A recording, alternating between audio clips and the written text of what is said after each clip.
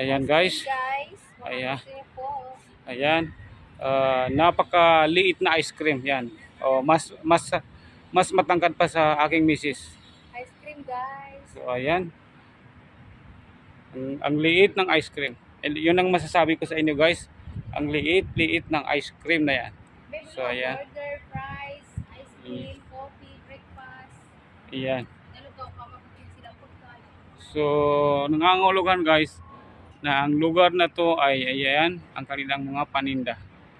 So kaya may ice cream na naka-display sa labas kasi meron silang mga paninda sa loob. So this is a restaurant inside. So ayan, kasama ko pa rin ang aking beloved wife.